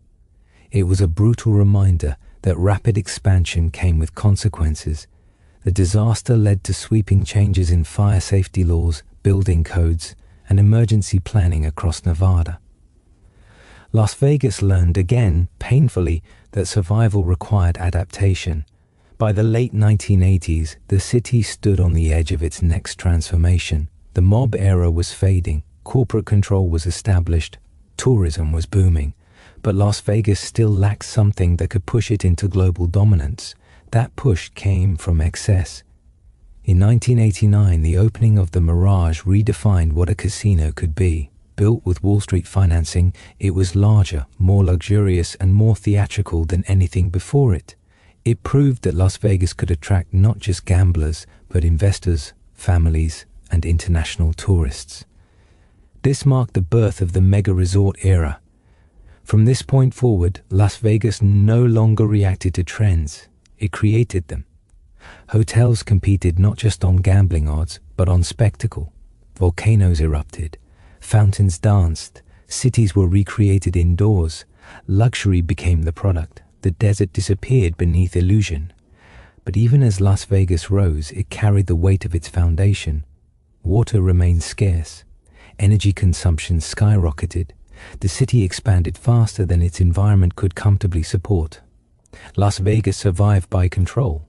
Water was recycled, growth was regulated. Infrastructure expanded outward relentlessly. The city learned to survive by engineering what nature could not provide freely. By the early 2000s, Las Vegas had become a global brand. Millions of visitors arrived annually from every continent. International conventions filled massive halls. Sports, music, and global events found a home in the desert. Las Vegas was no longer just American, it was global. Yet every transformation carries cost. Economic recessions hit the city harder than most. When tourism slowed, Las Vegas felt it immediately. The 2008 financial crisis halted construction, bankrupted projects, and reminded the city of its vulnerability. Once again, Las Vegas adapted. Projects were paused, not abandoned. The city waited, something it had always known how to do. When recovery came, Las Vegas returned stronger, more diversified, and more ambitious. By the 2010s, professional sports arrived. Major league teams called the city home. Entertainment expanded beyond gambling. Technology, conventions, and global events diversified the economy. Las Vegas was no longer a single-purpose city. It had matured. And yet, beneath all this growth, one truth remained unchanged. Las Vegas still depended on illusion, on escape, on the promise that what happens here exists outside normal rules. That promise carried the city through pandemics, tragedies, and global uncertainty. The modern Las Vegas is not an accident. It is the result of continuous reinvention layered on ancient desert rules. As the 20th century moved toward its final decade, Las Vegas entered a phase that few cities in history have ever experienced. Growth was no longer experimental or cautious. It became intentional, aggressive, and spectacular. The corporate foundations laid after 1966 had matured, and by the early 1990s, Las Vegas was ready to redefine itself again, this time not just as a gambling destination, but as a global entertainment capital. The city's leaders and developers understood a critical truth. Gambling alone was no longer enough. Competition was rising across the world. Casinos existed in Europe, Asia, and on Native American lands throughout the United States. If Las Vegas wanted to remain dominant, it needed something no other place could easily replicate. It needed scale and imagination. This realization fueled one of the most dramatic building booms in modern urban history. Resorts were no longer designed as places to gamble. They were designed as immersive environments, controlled worlds where reality could be suspended. Architecture became storytelling. Hotels became fantasies. The Strip transformed into a living stage. During the 1990s, themed mega-resorts reshaped the skyline. Ancient Egypt, medieval castles, Parisian streets, and Venetian canals appeared in the desert. These were not subtle references. They were massive, immersive recreations meant to overwhelm the senses. Visitors were no longer just guests. They were participants in spectacle. This strategy worked. Tourism surged to unprecedented levels. Families arrived alongside gamblers. Children walked through casinos on their way to indoor theme parks. Las Vegas briefly reinvented itself as a family-friendly destination, a bold gamble that redefined marketing across the city. At the same time, convention business expanded rapidly. Massive convention centers were built and expanded, allowing Las Vegas to host global trade shows, technology expos, and international conferences. This diversification reduced dependence on gambling revenue alone and stabilized the economy during slower tourist seasons. Air travel made this growth possible. McCarran International Airport expanded repeatedly, becoming one of the busiest airports in the world. Direct international flights connected Las Vegas to Europe, Asia, and beyond. The city was no longer distant, it was accessible. But rapid growth came with hidden costs. Water consumption skyrocketed. Energy demand surged. Suburbs sprawled outward into the desert, replacing open land with housing developments that required constant resources. The city survived by engineering solutions, water recycling programs, strict landscaping regulations, and agreements to manage Colorado River usage. Las Vegas learned to survive not by abundance, but by control. As the 2000s began, the city's image shifted again. The family-friendly experiment faded, replaced by a renewed focus on adult entertainment. Marketing campaigns emphasized freedom, anonymity, and indulgence. What happened in Las Vegas, visitors were told, stayed in Las Vegas. This message resonated globally. The Strip evolved accordingly. Themes became more subtle. Luxury replaced novelty. Resorts focused on high-end dining, nightlife, shopping, and exclusive experiences. Celebrity chefs opened restaurants. World-famous DJs filled nightclubs. Las Vegas positioned itself at the intersection of glamour and excess. Yet even at its peak, the city remained vulnerable. In 2008, the global financial crisis hit Las Vegas harder than almost any other major U.S. city. Construction halted abruptly. Mega projects were abandoned mid-build. Foreclosures surged. Unemployment spiked. The illusion of endless growth collapsed almost overnight. For a moment, it seemed possible that Las Vegas had finally pushed beyond its limits. But the city had survived collapse before. Las Vegas responded the only way it knew how, by waiting, adapting, and reinventing. Projects were paused rather than erased.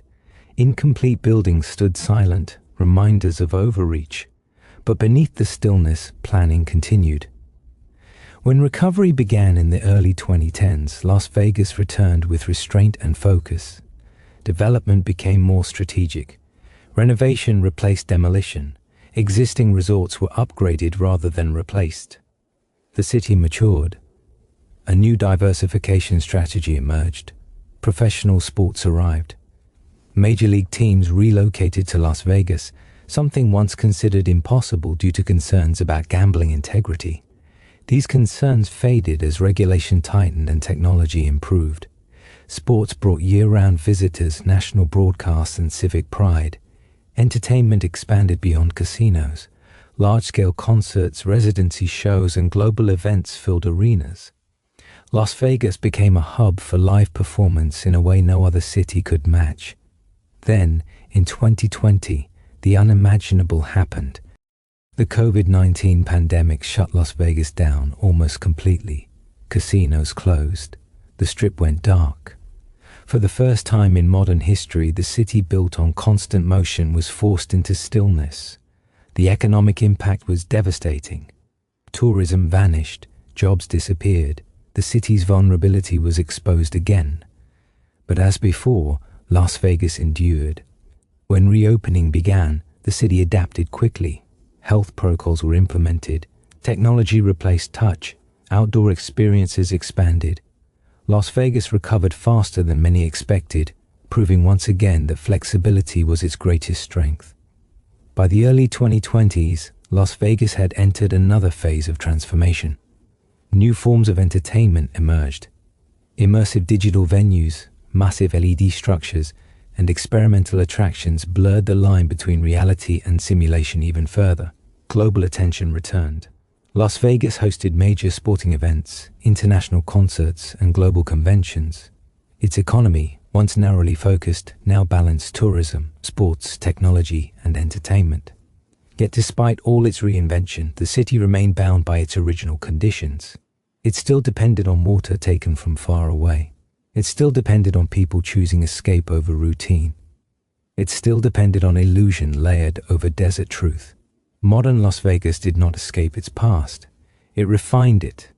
This city survived not because it was strong, but because it was adaptable. It never assumed permanence. It treated success as temporary and failure as instructional. That mindset, formed in prehistoric silence, reinforced by desert hardship and perfected through reinvention, carried Las Vegas into the present. And the story was not over. As Las Vegas moved deeper into the 21st century, it carried a strange contradiction within itself. On the surface, it appeared unstoppable, bright, loud, constantly expanding. But beneath that confidence was a city acutely aware of its own fragility. Las Vegas had learned again and again that nothing here was permanent. Every boom carried the memory of a bust. Every new tower carried the shadow of abandonment. This awareness shaped how the city evolved after the early 2010s. Rather than relying solely on new construction, Las Vegas began investing heavily in reinvention. Older resorts were remodeled instead of demolished. Spaces were repurposed. The city learned that survival did not always require something new. It sometimes required something smarter. Technology became central to this shift. Casinos adopted advanced data systems to track behavior, predict demand, and personalize experiences. Gambling floors were redesigned to maximize comfort rather than chaos. Cashless systems began to appear. Surveillance and security became nearly invisible but deeply integrated. Las Vegas refined control to an art. At the same time, entertainment evolved beyond traditional spectacle. Immersive experiences replaced passive observation. Visitors were no longer just watching shows, they were stepping inside environments designed to respond to them. Light, sound, and digital imagery merged to create spaces that felt alive. Las Vegas did not just sell entertainment, it sold sensation. This approach attracted a new generation of visitors, people less interested in gambling and more drawn to experiences they could not replicate elsewhere. Music festivals, interactive art installations, and experimental venues flourished. The city adapted once again, not by abandoning its identity, but by expanding it. The Strip, long the symbol of Las Vegas excess, became more refined. Luxury branding increased. High-end shopping replaced novelty stores. Resorts emphasized exclusivity, privacy, and customization. The city that once sold access now sold distinction. Meanwhile, downtown Las Vegas experienced a quieter transformation. Long overshadowed by the Strip, downtown began attracting entrepreneurs, artists, and innovators looking for alternatives to corporate uniformity. Old buildings were restored, independent businesses opened, a new cultural identity formed, one that blended nostalgia with experimentation. This duality became a defining feature of modern Las Vegas. The Strip represented scale and spectacle. Downtown represented risk and reinvention. Together, they created balance. Sports accelerated this transformation. With the arrival of professional teams and global sporting events, Las Vegas gained legitimacy it had never possessed before. The city was no longer just a backdrop for indulgence. It became a stage for competition, unity, and national attention. Stadiums and arenas changed the urban rhythm. Events filled hotels midweek. Fans arrived year-round. The city's economy diversified further, reducing its historical dependence on gambling revenue. Yet even as Las Vegas diversified, it faced challenges that could not be solved by creativity alone. Climate change intensified existing environmental pressure. Summers grew hotter. Droughts became more severe. Water scarcity, long managed through engineering and policy, became a public concern. The city responded with aggressive conservation programs, strict landscaping regulations, and public awareness campaigns. Las Vegas did not deny its limits, it managed them. This approach extended to urban planning. Growth became more controlled. High-density development replaced endless sprawl. Infrastructure investments focused on efficiency rather than expansion. The city learned that surviving the future required discipline, not excess. Then came moments that tested Las Vegas emotionally rather than economically. Tragedy struck in ways that no city built on celebration ever expects. Violence, loss, and global crises pierced the illusion of escape. For a city designed to distract, these moments were deeply destabilizing. But Las Vegas did not retreat. It responded with remembrance, resilience, and adaptation. Security protocols evolved. Public spaces were redesigned with safety in mind. The city acknowledged vulnerability without surrendering identity. This balance between openness and protection became central to modern Las Vegas. As the world became more connected, Las Vegas became more global. International tourists returned in waves. Major corporations hosted global events. The city positioned itself as neutral ground, a place where business, culture, and entertainment intersected without political or ideological barriers. Las Vegas did not belong to one nation's identity. It belonged to the idea of escape itself. The city's branding evolved accordingly. Marketing emphasized experience rather than excess. Narratives focused on transformation, renewal, and possibility. Las Vegas sold not just fun, but reinvention, the idea that anyone could arrive as one person and leave as another. This promise resonated deeply in a world increasingly defined by pressure and routine. Yet Las Vegas never forgot its roots. Every expansion considered water. Every redesign considered energy. Every risk considered survival. The desert was always present, even when invisible. By the mid-2020s, Las Vegas had achieved something rare. It was no longer defined by a single industry or era. It was a layered city, prehistoric foundation, indigenous knowledge, railroad birth, gambling empire, corporate transformation, and global spectacle all existing at once. Few cities carry so many identities without collapsing under contradiction. Las Vegas did not resolve its contradictions, it used them. That ability to hold extremes without choosing between them became its greatest strength. The city was artificial yet deeply shaped by nature. It was indulgent yet disciplined. It was temporary yet persistent. Modern Las Vegas did not pretend to be timeless. It focused on being adaptable. And in a world changing faster than ever before, adaptability became the ultimate form of power. The city stood not as a finished monument, but as a process, always shifting, always recalibrating, always aware that tomorrow would demand something new. This was not the end of Las Vegas's transformation. It was the proof that transformation itself had become the city's true identity. As the modern era continued to unfold, Las Vegas entered a phase where its greatest challenge was no longer growth but meaning. The city had mastered expansion, reinvention, and survival. It had proven that it could rise after collapse, adapt after crisis, and profit from uncertainty. But now, as it moved deeper into the present, it faced a subtler question. What does a city built on escape become in a world that no longer stops moving? Las Vegas had always sold distance from reality, a break from routine, a suspension of consequence. But technology, globalization, and constant connectivity had erased many of the boundaries that once made escape feel rare. People carried the world in their pockets. Work followed them everywhere. Distraction was no longer scarce. Las Vegas had to evolve again. The answer was not louder spectacle, but deeper immersion. Instead of simply overwhelming visitors with size and light, the city began designing experiences that absorbed attention completely. Spaces were built to isolate guests from the outside world, not physically, but psychologically. Time disappeared inside these environments. Day and night blurred. Reality softened. This shift changed how the city thought about design. Resorts became ecosystems. Every detail, from lighting temperature to sound design to scent, was carefully controlled.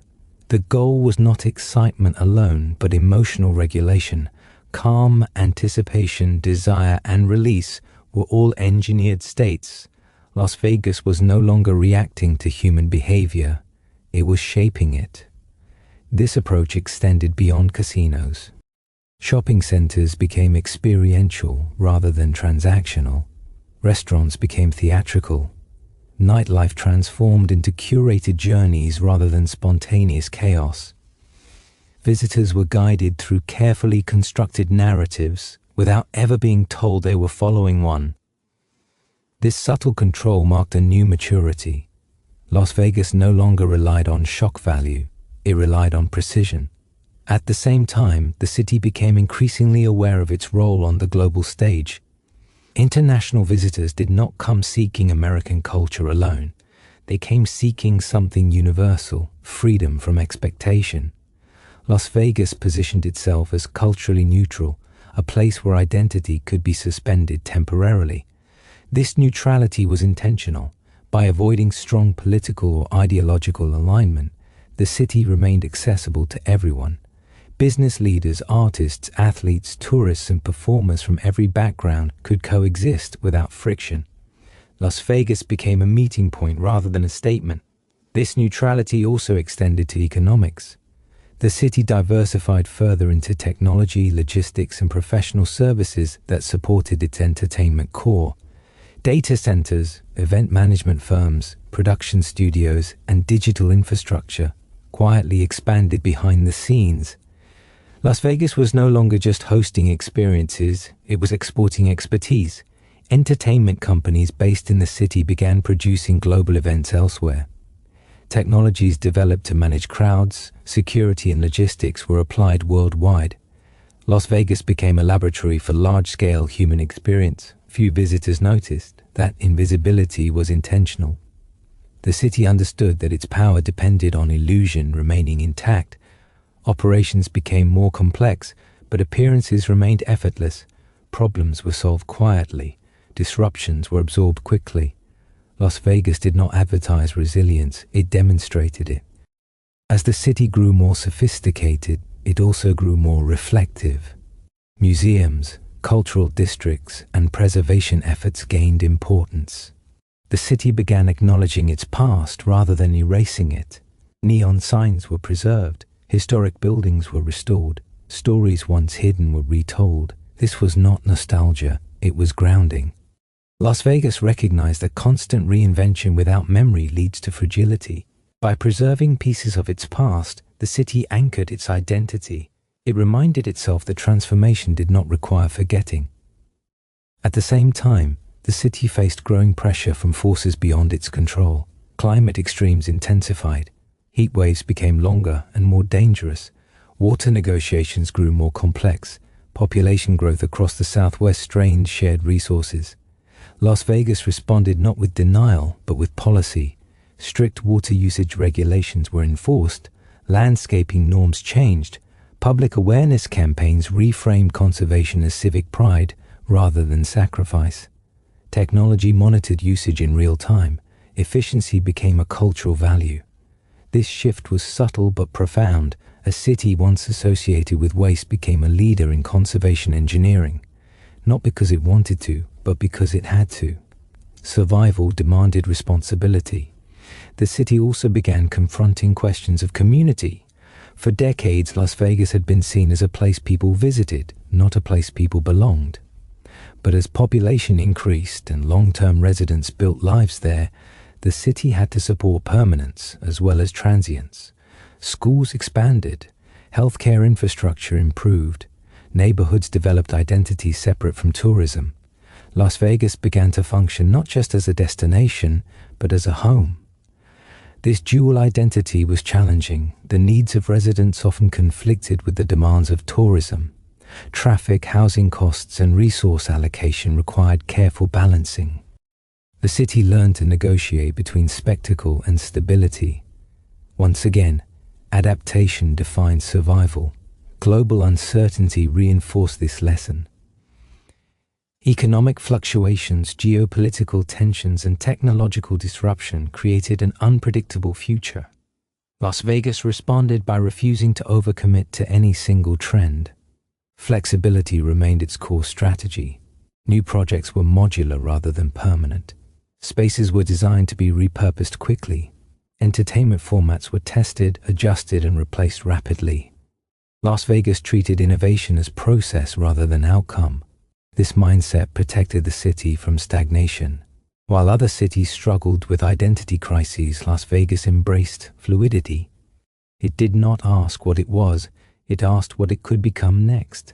By the time the mid-2020s arrived, Las Vegas had become something rare, a city comfortable with uncertainty. It did not fear change because it had been built by it. Collapse was not failure here, it was instruction. The modern Las Vegas understood that survival was not about strength or permanence. It was about awareness, discipline, and imagination. The desert had taught that lesson long ago. Las Vegas had finally learned it fully. As Las Vegas moves forward into the present and toward an uncertain future, it does so with a level of self-awareness that would have been impossible in its earlier eras. This city, born from desert necessity and shaped by ambition, has learned that survival here is never guaranteed. Every decade has delivered a lesson, and every lesson has left a mark. The modern Las Vegas no longer believes in permanence. It believes in readiness. This mindset defines how the city approaches everything, from architecture to economics, from entertainment to identity. Nothing is designed to last forever in its original form. Buildings are constructed with future modification in mind. Venues are adaptable. Entire districts are planned as flexible systems rather than fixed statements. Las Vegas has accepted that change is not a threat. It is the only constant. This acceptance has allowed the city to recover from events that might have destroyed others. Economic shocks, global pandemics, and sudden shifts in travel patterns have tested Las Vegas repeatedly. Each time, The city responded not by retreating, but by recalibrating. When tourism slowed, it diversified. When physical experiences were limited, it leaned into digital innovation. When crowds vanished, it rethought space. Las Vegas never waits for stability, it builds for instability. This approach has reshaped how the city defines success. Growth is no longer measured only in visitor numbers or hotel occupancy. It is measured in resilience, adaptability, and relevance. Las Vegas asks a different question than most cities, not how big can we get, but how fast can we change? That question guides its relationship with technology. Artificial intelligence, data analytics, immersive media, and automation have become deeply embedded in the city's infrastructure. These tools are not visible to most visitors, but they shape every experience. From personalized hotel stays to crowd flow management, Las Vegas uses information to anticipate behavior rather than react to it. This predictive approach reduces risk and maximizes efficiency. It also allows the city to remain calm under pressure. Las Vegas has learned how to absorb shock quietly. Entertainment continues to evolve alongside this technological integration. Live performance remains central, but it is no longer confined to traditional stages. Digital environments blur with physical ones. Audiences interact rather than observe. Experiences are designed to feel unique even when repeated thousands of times. This illusion of uniqueness is critical. Las Vegas understands that in a world saturated with content, rarity is emotional, not physical. The city sells moments that feel personal, even when they are carefully engineered. This balance between authenticity and design is one of its greatest achievements. At the same time, Las Vegas has become more reflective about its role in society. For decades, the city avoided responsibility by positioning itself as an escape from consequence. But modern Las Vegas recognizes that it is no longer just a destination.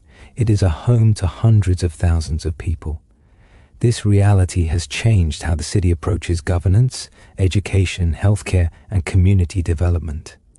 Neighborhoods now matter as much as resorts. Public investment has shifted toward long-term quality of life. Infrastructure projects focus on sustainability and accessibility. Cultural initiatives support local identity rather than imported spectacle. Las Vegas is learning how to care for permanence without losing flexibility. This balancing act is difficult. Tourism demands constant novelty. Residents demand stability. The city must satisfy both without sacrificing either. Las Vegas approaches this challenge the same way it approaches everything else, experimentally. Policies are tested, adjusted, and refined. Urban spaces are repurposed rather than replaced. Community voices are integrated gradually. Progress here is not linear, it is iterative. Environmental reality continues to shape every decision. Water scarcity remains the city's most serious long-term constraint. Las Vegas has responded with aggressive conservation measures, advanced recycling systems, and regional cooperation. The city now uses less water per person than it did decades ago, despite serving millions more visitors. This achievement is not celebrated loudly. It is treated as survival maintenance. The desert still sets the rules. Las Vegas merely negotiates with it. Climate adaptation extends beyond water. Heat mitigation, energy efficiency, and infrastructure resilience have become central planning concerns. Shade, cooling, and material innovation shape new developments. The city designs for extremes because extremes are no longer occasional. They are expected. Las Vegas does not pretend these challenges will disappear. It plans as if they will intensify. Culturally, the city has reached a point of rare honesty. It no longer tries to reinvent itself by denying its past. Instead, it layers meaning on top of it. History is acknowledged, preserved, and integrated. Indigenous presence is recognized. Early failures are remembered. The city's contradictions are accepted. This honesty strengthens identity. Las Vegas no longer needs to prove itself. It knows what it is, a place built on adaptation, illusion, and endurance. It does not claim moral superiority or cultural depth in the traditional sense. It claims expertise in survival under pressure. That expertise is valuable in the modern world. As global uncertainty increases, cities everywhere face challenges Las Vegas has been managing for decades: resource limits, economic volatility, rapid change, and identity fragmentation. Las Vegas offers a model not of perfection, but of persistence. It shows that a city can thrive without pretending to be timeless. It shows that reinvention can be a discipline rather than a crisis. It shows that illusion, when managed responsibly, can coexist with awareness. The modern Las Vegas stands not as a monument, but as a method of building where conditions are hostile, a method of attracting attention without being consumed by it, a method of surviving cycles without becoming rigid. This city began as a hidden wetland, passed through silence, endured neglect, exploded into spectacle, collapsed, and rose again, multiple times. Each phase left something behind. Each failure became instruction. Each success became temporary. That is Las Vegas's greatest strength. It does not fear endings, it expects them. And because of that expectation, it is always ready to begin again. This is why Las Vegas continues to exist where logic says it should not. This is why it remains relevant in a world that changes faster every year. And this is why, long after trends fade and towers fall, the city will still find a way to glow in the desert, not because it defies reality, but because it understands it better than most. And now, as the lights begin to dim, we return to where this story truly began, not with neon, not with casinos, not with cities built overnight, but with silence. Long before Las Vegas became a name spoken across the world, it was simply land, quiet, patient, waiting beneath the stars, a place shaped by water hidden deep underground, by people who passed gently through it, and by time that moved far slower than we ever could. Every era you've just heard, the prehistoric wetlands, the Paiute way of life, the Spanish explorers, the railroad builders, the gamblers, the mobsters, the corporations, and the modern city, they all share one truth. None of them stayed in control for long. Las Vegas has never belonged to one group, one idea, or one moment.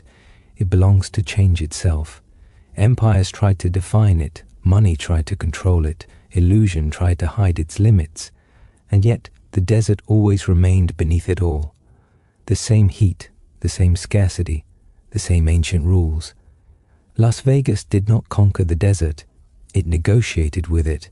That negotiation is why the city still exists. It learned when to grow, it learned when to pause, it learned when to rebuild instead of collapse. Every glow you see today is powered by lessons learned through failure, adaptation, and restraint, even when restraint seemed impossible. And perhaps that is why Las Vegas fascinates us, because it reflects something deeply human, the desire to escape, the urge to reinvent, the hope that we can become someone new, even if only for a moment. Las Vegas promises that illusion, not because it is honest, but because it is carefully aware of its own limits. It does not claim to be eternal, it only promises tonight. So as this story ends, remember this: Las Vegas was never a miracle. It was never an accident. It was a conversation between land and ambition, one that is still ongoing. And long after the lights go dark, long after buildings fall, long after the crowds move on, the desert will still be there, waiting. Thank you for listening. And until the next journey into history, good night.